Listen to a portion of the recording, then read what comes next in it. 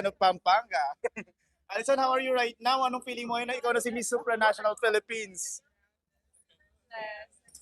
So blessed na. Kasi Supernational was the title that I was eyeing for, but I was trying to not be vocal about it. Or just like, ayaw ko jinx or whatnot. Yung ayaw ko yung, I'm expecting for something tapos hindi naman mabibigay.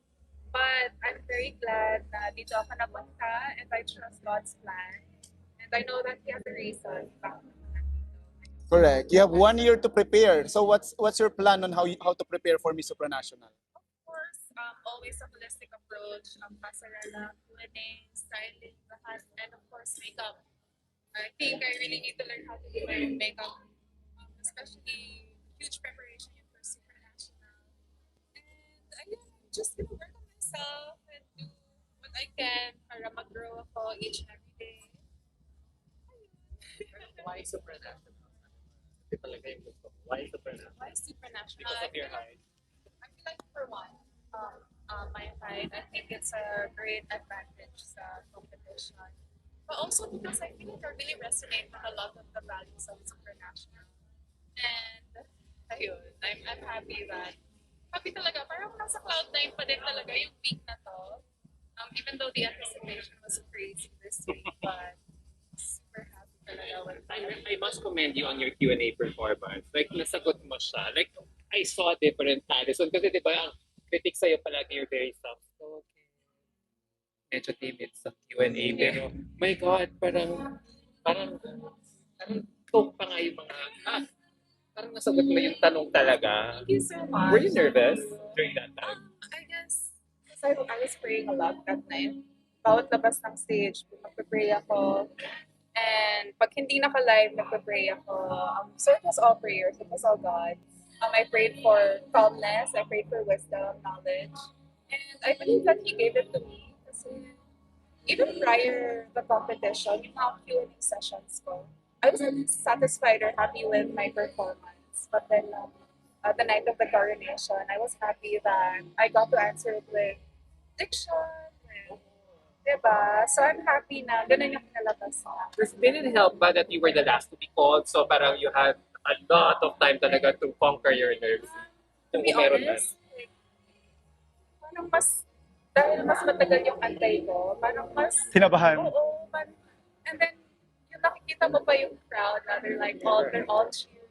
So, may kaba siya, may dagdag siyang kaba more than parang advantage na parang last sasagot. Kasi you really can't hear anything naman eh. So, ayun, I think may pressure din na last kang sasagot. But I'm glad na everything went well. So it didn't matter na whether huli ka kung sumagot or mauna, you would have still, whether mauna ka sumagot or mahuli, you would still have nailed that. I like to think so. Yeah. Diba? Nung announcement of winners, ikaw talaga ay naka-smile na sinasabing na si Bea ang nanalo. So why is it so na parang despite you not being called as the Miss Universe Philippines 2026, is still happy? Of course, I'm always gonna be happy for all of my sisters. And alam mo yun, like I said din kanina, I also prayed for God to give me the heart to accept ano man yung result that night. Because, we all had the same reason why we're there. And I know that Bea will do so good in Puerto Rico. Dadalhin niya ang Pilipinas ng sobra-sobra. And I can't wait. I can't wait to see all the girls din na lalaban sa Puerto Rico. But I know Bea will do amazing there. How would you describe your whole MUPH journey? Life-changing. Life-changing. Life-changing talaga. I met so many people that I now treasure. And I know that hindi lang dito matatapos yung relationship natin. Correct. So, I really got to meet all of you guys, diba? And that's such a great connection already for me. Pero sana hindi lang hanggang dito. Masaya ako talaga na napanindigan mo yung pagiging frontrunner mo from Correct. start to finish. Kasi during, if you take us back to your sashing ceremony, ang lakas-lakas mo na talaga. Tapos hanggang sa sumang press presentation, talagang na-maintain mo yung So I wonder, was there a strategy? How were you able to, strategize for this whole 3-month journey? I have to thank my team, Pampanga. Andyan sila actually. My team has been there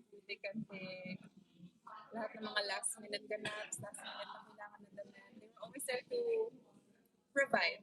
And sarap lumaban pag your team is very supportive. Correct. Sarap lumaban. So, I hope I made them proud. Team Of Pampanga, course. sana masaya kayo. And hindi pa tapos. We still have Supernational. So, ayan, makapakabang preparation. And I know I'll do my best para ipaglaban ang Pilipinas. Looking back, is height a mic in pageantry based on your experience? Like I said before, like it is height is height. But it doesn't tell all. Correct. Just because you're tall, it doesn't promise you a crown, it doesn't promise you a winner. You still have to put the same effort just as any other girl. But I'm glad, I'm very happy that I have my height. So thank you, Dad. Thank you, Mom.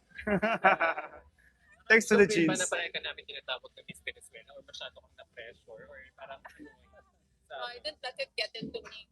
I didn't let it get into me. I was just being, Alison. But I would like to thank you, Allison, kasi pinanindigan ko talaga yung BBAA if you've watched the video before.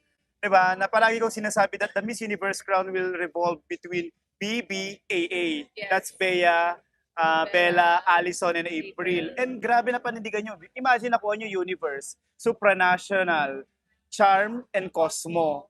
So, I was not wrong at all. So, thank you so much for not failing me. Up until the coronation night. Yeah, up until coronation night.